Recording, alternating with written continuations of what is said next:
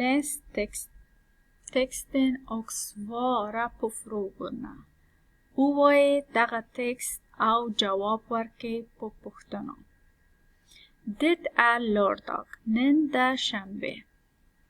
Johanna är i mataffären. Johanna ده یو خوراکی مغازه یا دکان کې. Hon handlar frukt, grönsaker och fisk.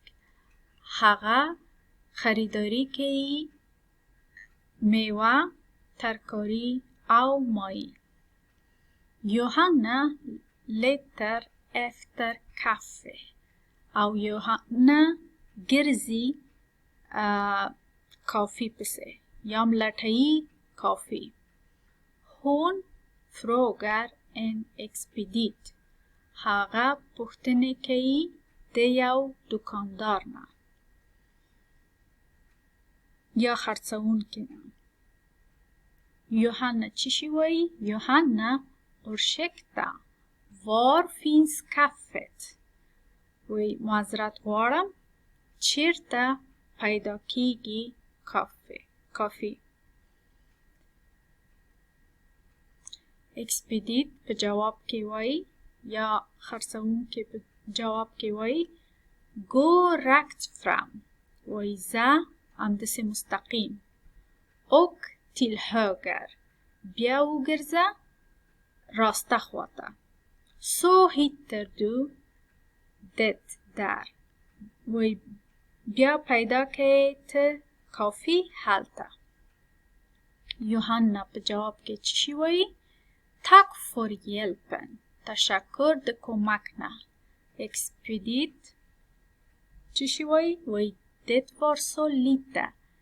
فروشنده او یا هم دکاندار چی شي وایي په جواب کې؟ وایي دا دومره ډیر کار نه و. چې څوک وایي Tack för hjälpen کوای سي چې تاسو په جواب وایي Det var så lite. Johanna köper kaffe. Johanna خریداری کوي کافی. Johanna har ett barn. Johanna لري یو بچی. Han heter Alex. هغه نومیږي Alex. Hon köper godis till Alex. هغه خریداری کوي شیرینی او یا هم چاکلیت و شیرینیگان الکس لپاره.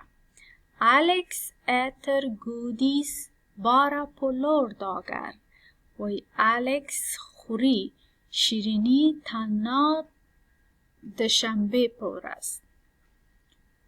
Hon packar varorna i en kundvägen.